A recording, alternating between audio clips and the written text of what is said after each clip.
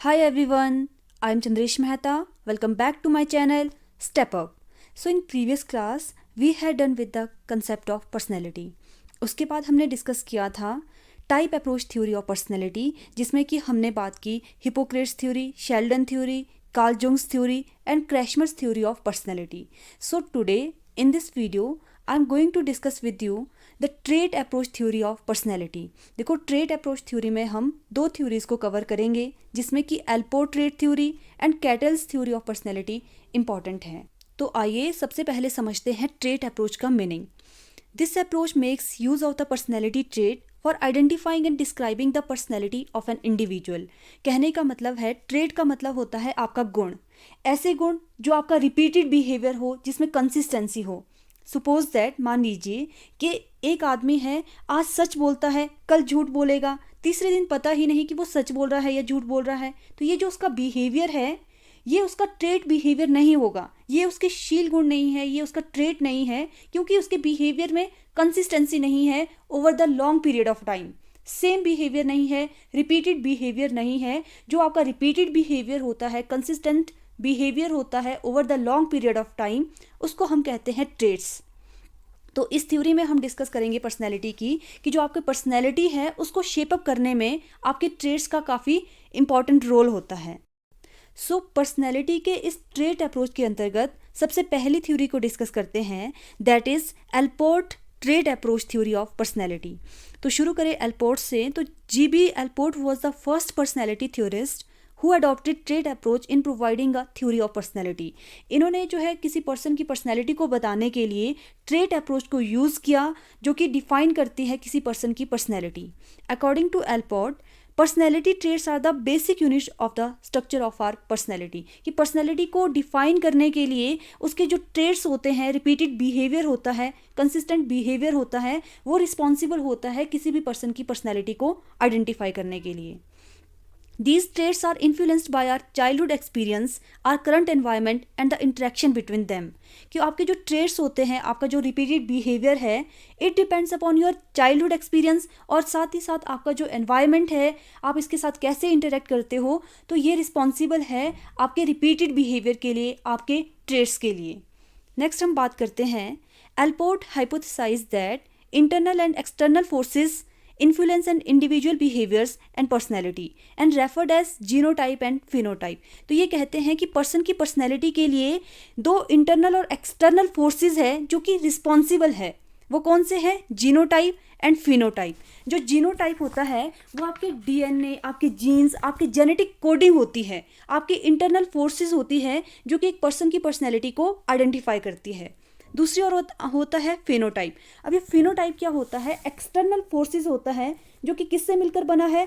आपके inherited traits means genotype plus आपका environment. तो जीनोटाइप और एनवायरनमेंट मिलकर बनाता है आपका फिनोटाइप. नेक्स्ट बात करते हैं कि गॉर्डन एल्पोर्ट ने 1936 में इंग्लिश डिक्शनरी के 17,000 वर्ड्स में से 4,000 शब्दों को चुना जो कि डिस्क्राइब करते हैं पर्सन की पर्सनैलिटी को, और फिर इन्होंने इन 4,000 वर्ड्स को कैटेगरी में डिवाइड किया into 3 levels, that is your cardinal trait, central trait and secondary traits, जो कि डिफाइन करती है किसी पर्सन की पर्सनैलिटी को. देखो, इंपॉर्टेंट है, पूछा जाता है कि गॉर्डन एल्पोर्ट के अकॉर्डिंग कितनी तरह के ट्रेट्स है, कितनी तरह के इन्होंने 4,000 शब्दों को कितने लेवल में डिवाइड किया है. तो 3 लेवल में डिवाइड किया है, cardinal traits, central traits and secondary traits. Next हम बात करते हैं कार्डिनल ट्रेट्स की. अब ये कार्डिनल ट्रेट्स क्या होते हैं? They are the most dominant feature of a person. Suppose that किसी पर्सन के बिहेवियर को आप ऑब्जर्व करते हैं. आज आपने देखा पर्सन कितना ऑनेस्ट है, सेकंड सिचुएशन में देखा सेम पर्सन ऑनेस्ट रहा, थर्ड सिचुएशन में आपने उसके सामने पैसों की बोरी ला के रख दी, लेकिन उस सिचुएशन में भी सेम पर्सन ऑनेस्ट रहता है. तो ये उसका जो बिहेवियर है वो रिपीटेड हो रहा है over the period of time, मतलब सेम बिहेवियर को वो शो कर रहा है, तो वो उसका ट्रेट है. लेकिन वो कैसी ट्रेट्स है उसकी? वो उसकी कार्डिनल ट्रेट है जो कि डोमिनेंट फीचर है. चाहे सिचुएशन जो भी है वो सेम बिहेव कर रहा है, उसकी जो ऑनेस्टी है वो सेम रहती है चाहे सिचुएशन जो भी है. तो ये उसका कार्डिनल ट्रेट है. तो कार्डिनल ट्रेट्स क्या होते हैं? Cardinal traits dominate and shape an individual's behaviour. They are considered to be an individual's ruling passion, cardinal traits are powerful but few people have personalities dominated by a single trait. कि जो ये cardinal traits होते हैं, कुछ ही लोगों के अंदर ये ऐसे ट्रेट्स होते हैं। अदरवाइज हमारे सामने पैसे की बोरी ला के रख दो, 2 दिन हम ऑनेस्टी दिखाएंगे, तीसरे दिन ऑनेस्टी गई भाड़ में, पैसे गए जेब में, तो ये वाली स्थिति हो जाती है। तो बहुत कम लोगों के अंदर जो है कार्डिनल ट्रेट्स देखने को मिलते हैं जो कि ओवर द पीरियड वो सेम रहते हैं। जैसे महात्मा गांधी जी है, उनके जो डोमिनेंट ट्रेट्स है, ट्रूथ एंड नॉन वायलेंस के लिए उनको जाना जाता है, सच्चाई के लिए जाना जाता है, नॉन वायलेंस अहिंसा के लिए जाना जाता है। तो ये उनके जो है मोस्ट डोमिनेंट फीचर थे, ये उनके कार्डिनल ट्रेट्स हैं। जैसे आइंस्टीन है, तो आइंस्टीन अपने इंटेलिजेंस के लिए जाने जाते हैं, तो यहाँ पे जो इंटेलिजेंस है उनकी, ये उनके कार्डिनल ट्रेट्स हैं। I hope this is clear to all of you. Next हम बात करते हैं सेंट्रल ट्रेट्स की। अब ये सेंट्रल ट्रेट्स क्या होते हैं? ये मोस्ट जनरल ट्रेट्स होते हैं, कॉमनली यूज्ड, जिनको हम करते हैं पर्सनैलिटी को आइडेंटिफाई करने के लिए। ये आपके कैरेक्टरिस्टिक्स होती है, 6 से 7 कैरेक्टरिस्टिक्स होती है जो कि आपकी पर्सनैलिटी को आइडेंटिफाई करती है। This include traits that are frequently employed for identifying and describing one's personality. Usually 7 to 8 such central traits are enough for knowing the personality. कहने का मतलब है ये आपके जनरल ट्रेट्स होते हैं जो कि आपकी पर्सनैलिटी को डिफाइन करते हैं। ये 7 से 8 होते हैं। ये मतलब जैसे कार्डिनल ट्रेट में हमने देखा था कि मोस्ट डोमिनेंट ट्रेट होते हैं, लेकिन ये क्या है, 7 से 8 कैरेक्टरिस्टिक्स होती है जो कि आपकी पर्सनैलिटी को आइडेंटिफाई करती है। जैसे कोई पर्सन इंटेलिजेंस है, साथ में शाइनेस है, ऑनेस्टी है, काइंडनेस है, तो ये सारे जो कैरेक्टरिस्टिक्स हैं ये मिलके बता रही है किसी की पर्सनैलिटी को। लेकिन कार्डिनल जो ट्रेट्स था उसमें हमने देखा था कि कोई जो सिंगल कैरेक्टरिस्टिक्स है, स्पेसिफिक कैरेक्टरिस्टिक्स है, वो डिफाइन करती है पर्सन की पर्सनैलिटी को। तो नेक्स्ट बात करते हैं सेकेंडरी ट्रेट्स की। अब ये सेकेंडरी ट्रेट्स क्या होता है? Secondary traits are sometime related to attitude, preferences and situation. कि सिचुएशन के अकॉर्डिंग हम बिहेव करते हैं, सर्कमस्टांसेस ऐसे आते हैं, सिचुएशन ऐसी आती है जिसके आधार पर हम अपनी पर्सनैलिटी को शो करते हैं। जैसे कि हम जो है कई बार बहुत ही पेशेंस है हमें, लेकिन समटाइम देखा जाए कि अगर हमें लाइन में कहीं खड़ा होना पड़ेगा ना, तो हमारी जो पेशेंस है वो इम्पेशेंस में चेंज हो जाएगा।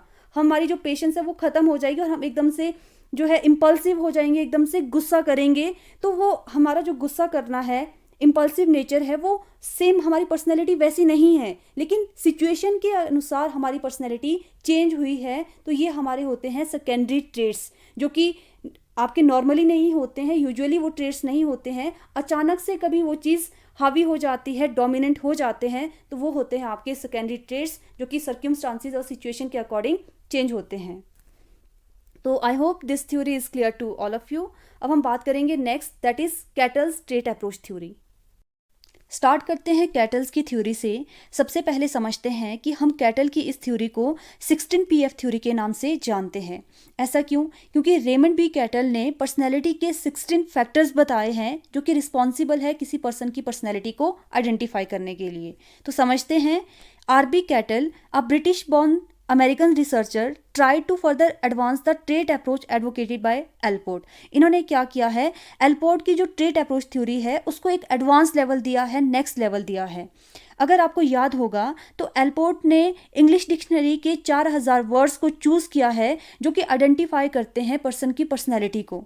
लेकिन रेमंड बी कैटल ने क्या किया, इन 4000 शब्दों में से भी कुछ एक ऐसे वर्ड्स थे जो कि इनएप्रोप्रिएट थे, कुछ वर्ड्स ऐसे थे जिनका मीनिंग सेम था, कुछ एक वर्ड्स ऐसे थे जिनका मीनिंग ही डिफरेंट था। तो इन शब्दों को इन्होंने एलिमिनेट किया और लास्ट में जो कंक्लूजन निकाला वो पहुंचे हैं 171 वर्ड्स पे।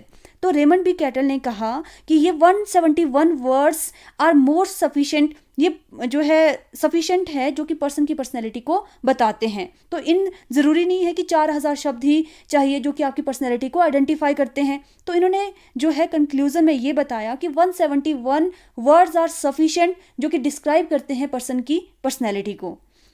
तो ये तो थे 171 इनिशियल फेज में, लेकिन रेमंड बी कैटल जो है लास्ट में 16 फैक्टर्स तक पहुंचते हैं। उसकी स्टोरी समझते हैं। He arrived at 171 words related with personality and called them traits element. इन्होंने इन 171 वर्ड्स थे इनको कहा है ट्रेट्स एलिमेंट, और इन्होंने इन्हीं ट्रेट्स एलिमेंट को सरफेस ट्रेट और सोर्स ट्रेट में डिवाइड किया है और कहा है कि जो सरफेस ट्रेट्स होते हैं वो हमारे ऐसे ट्रेट्स होते हैं जिनको हम ऑब्जर्व कर सकते हैं, जिनको आसानी से ऑब्जर्व किया जा सकता है। और जो सोर्स ट्रेट होते हैं ये हमारे ऐसे गुण होते हैं जो डायरेक्टली से ऑब्जर्व हम उसको नहीं कर सकते हैं। नेक्स्ट हम बात करते हैं कि रेमंड बी कैटल ने एक टेक्निक का यूज़ किया है, वो टेक्निक है फैक्टर एनालिसिस। तो इन्होंने क्या किया है, फैक्टर एनालिसिस का यूज़ किया है, जिसकी वजह से इन्होंने 171 ट्रेस एलिमेंट या हम कह सकते हैं 35 ग्रुप्स को भी इन्होंने शॉर्ट लिस्ट किया है, इनको भी कम किया है और कंक्लूजन पे पहुंचे हैं 16 फैक्टर, कि इन्होंने कहा है कि इनको भी कम करके हम इसको फैक्टर में डिवाइड कर सकते हैं। और टोटल कितने दिए हैं इन्होंने, 16 फैक्टर्स दिए हैं, जो कि सफिशिएंट है किसी पर्सन की पर्सनैलिटी को बताने के लिए। सो he concluded that these 16 factors of personality are sufficient to describe one's personality। कि अगर किसी की पर्सनैलिटी को हमने आइडेंटिफाई करना है, डिफाइन करना है, तो ये जो 16 फैक्टर है ये सफिशिएंट है, ये ज़रूरी है, जो कि बताते हैं कि पर्सन कैसा होगा। तो अब हम देखते हैं नेक्स्ट कि कहाँ कहाँ से जो है ये डाटा को कलेक्ट करते हैं। तो kettles collected data from range of people, different source of data. L data की ये बात करते हैं, Q data and T data. अब ये एल डाटा क्या है, ये आपका लाइफ रिकॉर्ड डाटा है। सपोज दैट किसी बच्चे के बारे में आपने जानना है कि उसका रिकॉर्ड कैसा रहा स्कूल में, तो उसके अटेंडेंस को पूछेंगे, पोर्टफोलियो जानेंगे, क्यूमुलेटिव रिकॉर्ड देखेंगे। इसकी वजह से हम बच्चे की जो कैरेक्टरिस्टिक्स है, बिहेवियर है, उस पैटर्न को हम देखेंगे। उसके बाद आता है क्यू डाटा। अब ये क्यू डाटा क्या है, based questionnaire design to rate an individual's personality known as 16 PF। तो जो ये रेमंड बी कैटल ने बनाए हैं 16 फैक्टर्स, तो ये है क्वेश्चनायर। तो इसकी वजह से हम क्या है, बिहेवियर को जानेंगे कि किसी पर्सन का बिहेवियर कैसा है on the basis of questionnaire, जिसकी वजह से हमने क्या है, डाटा कलेक्ट किया और इसी डाटा की वजह से हम पर्सन की पर्सनैलिटी को डिफाइन करते हैं। फिर आता है टी डाटा। ये क्या है, आपका एक्सपेरिमेंटल डाटा है, data from objective test designs to determine a personality construction. फिर हम नेक्स्ट बात करते हैं Cattell 16 personality factor questionnaire widely use today for. ये जो कैटल ने 16 PF बनाया है, 16 PF क्वेश्चनायर बनाया है, ये आज की डेट में भी यूज़ होता है करियर काउंसलिंग में, पर्सनल सिलेक्शन में, क्लिनिकल डायग्नोस्टिक में, plan theory by assessing anxiety, adjustment and behaviour. तो इन सब में क्या है, आज की डेट में भी रेमंड बी कैटल का 16 PF यूज़ होता है। नेक्स्ट है cattle develops this questionnaire for assessment based on 16 personality factor. This test is known as the 16 PF personality questionnaire and is still frequently used today, especially in career counseling, marital counselling and in business counselling. तो आज की date में भी किसी person की अगर हमने personality को आइडेंटिफाई करना है तो रेमंड बी कैटल के 16 जो पर्सनैलिटी फैक्टर क्वेश्चनायर है उसका यूज़ हम करते हैं। तो इसको हम देखेंगे, आप स्क्रीनशॉट भी ले सकते हैं, इसको मैं पूरी तरह से आपको डिफाइन नहीं करूंगी। जैसे ये है, ये दिया है रेमंड बी कैटल ने 16 पर्सनैलिटी क्वेश्चनायर। जैसे देखो यहाँ डोमिनेंस को हम इसको एक्सप्लेन करते हैं। जैसे डोमिनेंस अगर बिहेवियर हमने देखना है किसी पर्सन का डोमिनेंस बिहेवियर है कि नहीं, तो उसके लिए हम देखेंगे अगर तो पर्सन में जो है हाई डिग्री में पाया जाता है डोमिनेंस, तो उसकी पर्सन की पर्सनैलिटी कैसी होगी, फोर्सफुल नेचर का होगा। अगर पर्सन जो है डोमिनेंस की जो मात्रा है, डिग्री है, वो लो डिग्री की पाई जाती है, तो पर्सन की पर्सनैलिटी सबमिसिव टाइप की पर्सन मतलब जो पर्सन होगा वो सबमिसिव टाइप ऑफ पर्सनैलिटी का पर्सन होगा। तो ये है इस तरह का 16 पर्सनैलिटी फैक्टर क्वेश्चनायर जो कि तैयार किया है रेमंड बी कैटल ने। तो I hope this theory is clear to all of you. किसी को डाउट होगा तो प्लीज़ कमेंट सेक्शन में ज़रूर कमेंट कीजिए। अगर मैं रिकैप्चुलेट करूं आज के इस टॉपिक को, तो हमने देखा ट्रेट अप्रोच थ्योरी को हमने डिस्कस किया है, जिसमें कि हमने रेमंड बी कैटल और साथ ही साथ एल्पोर्ट की जो पर्सनैलिटी थ्योरी है उसको हमने डिस्कस किया है। सो अगर ये वीडियो आपको यूज़फुल लगी हो तो प्लीज़ वीडियो को लाइक कीजिए, चैनल को सब्सक्राइब कीजिए। Thanks for watching step up, stay connected.